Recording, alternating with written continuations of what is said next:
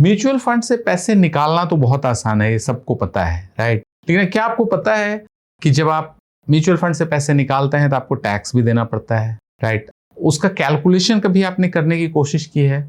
तो मैं आज आपको इस वीडियो में थोड़ा सा टैक्सेशन के बारे में आइडिया दूंगा कि म्यूचुअल फंड में टैक्स कैसे लगता है। तो सबसे पहली चीज आपको ये समझना है कि म्यूचुअल फंड में दो चीजें होती हैं टैक्सेशन में, दो बातें।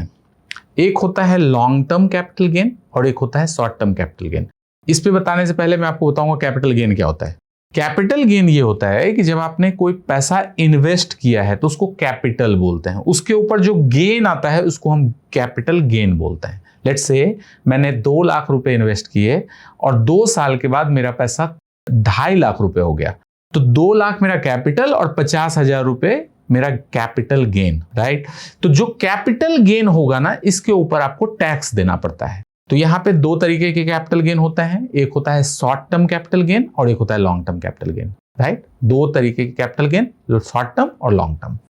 अगर आपने एक साल का मतलब 365 दिन, 365 दिन से पहले अगर पैसा विड्रॉ कर लिया तो वो हो गया शॉर्ट टर्म कैपिटल गेन। और अगर 366th डे को अगर आपने पैसा विड्रॉ किया है तो वो हो गया लॉन्ग टर्म कैपिटल गेन। अब इसमें टैक्स कैसे लगता है? तो जो शॉर्ट टर्म कैपिटल गेन होगा, मतलब एक साल से पहले जो पैसा आपने विड्रॉ किया उसके ऊपर जो भी गेन आया होगा उस पे 20% का टैक्स आपको देना पड़ेगा। Short term capital gain 20% flat, right. And जब आप लॉन्ग टर्म कैपिटल गेन होता है, जब एक साल के बाद पैसा विड्रॉ करते हैं तो जितना भी आपका गेन होगा उसके ऊपर आप 12.5% टैक्स देंगे। बट यहां पे एक स्टार मार्क है, स्टार मार्क ये है कि 1.25 लाख रुपीस तक का जो गेन होगा उसके ऊपर आपको कोई टैक्स नहीं देना। मतलब फिर से मैं नंबर्स के साथ समझाता हूं। लेट्स से आपने 2 लाख रुपए इन्वेस्ट किया और 3 साल के बाद आपने पैसे को विड्रॉ किया, 3 इयर्स के बाद। तो 3 साल के बाद जब आपने उसको विड्रॉ किया तो 2 लाख बढ़ के हो गया 3.5 लाख रुपीस। अब 3.5 लाख रुपीस में you are having 1.5 lakh as gain, capital gain, और 2 लाख आपका कैपिटल, राइट। तो 1,50,000 में से 1,25,000 पे आपको टैक्स नहीं देना पड़ेगा और 25,000 रुपए पे आपको 12.5% का टैक्स देना होगा, राइट। ये ऐसे ही होता है टैक्सेशन। तो लॉन्ग टर्म और शॉर्ट टर्म कैपिटल गेन, यही दो तरीके से आपको टैक्स लगता है। और तीसरा एक और तरीका है जिसको स्पेक्युलेटिव इनकम बोलते हैं। जब आप डेली बेसिस पे ट्रेड करते हो, आज खरीदते हो शाम तक में बेचते हो, ये ट्रेडिंग जो होता है इस पे स्पेक्युलेटिव बिजनेस काउंट होता है। इस पे बिजनेस इनकम की तरह ट्रीट किया जाता है इसको। इसके ऊपर आपको आपके स्लैब रेट के हिसाब से टैक्स देना होता है।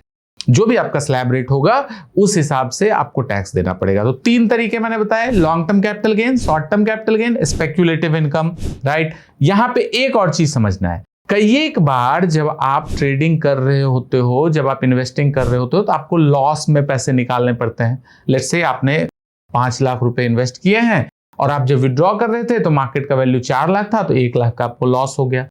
यहां पे थोड़ा सा ध्यान देने की जरूरत है। तो उस लॉस को आप सेट ऑफ कर सकते हैं। जैसे अगर शॉर्ट टर्म में कैपिटल लॉस आपको हुआ है तो इसको आप शॉर्ट टर्म के कैपिटल गेन से या लॉन्ग टर्म के कैपिटल गेन से सेट ऑफ कर सकते हैं।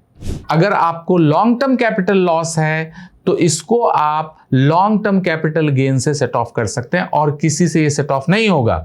और एक और चीज, ये 8 साल तक आप कैरी फॉरवर्ड कर सकते हैं। मतलब इस साल सपोज आपको इक्विटी में नुकसान हो गया तो अगले 8 इयर्स में इसको प्रॉफिट के साथ आप सेट ऑफ कर पाएंगे। डेट के टैक्सेशन में आता है। डेट के टैक्सेशन में क्या हुआ? डेट के टैक्सेशन में कोई भी बेनिफिट आपको नहीं मिल रहा है और जो भी कैपिटल गेन आपको डेट के इन्वेस्टमेंट में होता है इसके ऊपर गवर्नमेंट को आपके स्लैब रेट के हिसाब से आपको टैक्स देना पड़ता है।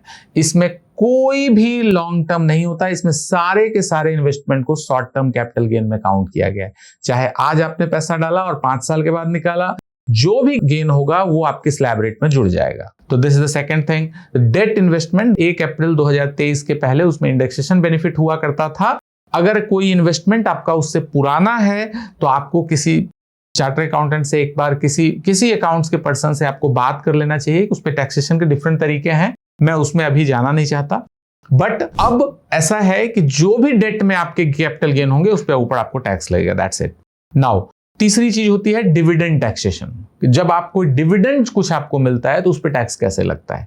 तो कोई भी डिविडेंड अगर आपको म्यूचुअल फंड से या शेयर्स से अगर आपके पास आता है, it is counted as your income. मतलब आपको अपने स्लैब रेट के हिसाब से उस पर टैक्स देना पड़ेगा डिविडेंड के इनकम में। कंफ्यूजन होता है हाइब्रिड के इन्वेस्टमेंट में। हाइब्रिड फंड्स जो होते हैं जिसमें कि डेट और इक्विटी दोनों मिक्स्ड होता है, वहां पे थोड़ा सा कंफ्यूजन होता है, मैं उसको क्लियर कर देता हूं। हाइब्रिड फंड दो तरीके के होते हैं, एक होता है इक्विटी ओरिएंटेड हाइब्रिड फंड, एक होता है डेट ओरिएंटेड हाइब्रिड फंड।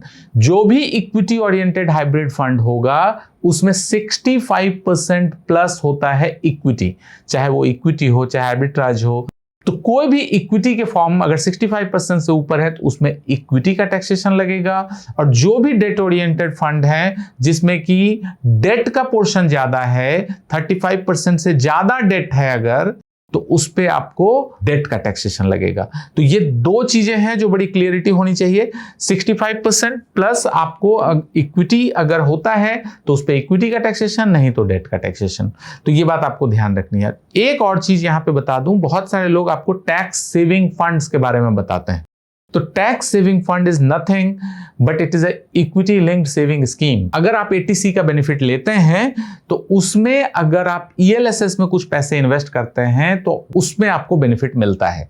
मतलब अगर आपने ईएलएसएस में 1.5 लाख रुपए का इन्वेस्टमेंट किया है तो 1.5 लाख रुपए आपको एटीसी में रिबेट मिल सकता है। यही टैक्सेशन के रूल्स हैं जो म्यूचुअल फंड में काम करते हैं। 4 चीजें जो आपको समझनी थी, इक्विटी का टैक्सेशन, डेट का टैक्सेशन, डिविडेंड का टैक्सेशन और हाइब्रिड फंड का टैक्सेशन। ये चारों चीज मैंने आपको बताने की कोशिश की। तो अगली बार जब आप कोई भी फंड अपना सेल करें तो इस बात का ध्यान रखिएगा, ये भी कैलकुलेट करना जरूरी है कि टैक्सेशन किस तरीके से होगा। मैं डे इन डे आउट में ये चीज देखता हूं कि बहुत सारे लोगों को बहुत ज्यादा टैक्सेस देना पड़ता है। अभी मैं किसी पर्सन ने अभी 12 लाख रुपीस विड्रॉ किए थे, तो मैंने ये देखा कि उनका कैपिटल 5.5 लाख था और उनको गेन 6.5 लाख रुपीस का हो रहा था इन लास्ट 6 ईयर्स। तो 6.5 लाख के गेन के ऊपर उनको 84,000 रुपीस का टैक्स देना पड़ रहा था। तो आप अगर अगली बार कोई भी पैसा म्यूचुअल फंड से या शेयर से विड्रॉ करते हैं तो टैक्स का कैलकुलेशन मत भूलिएगा। Thank you very much. Thank you.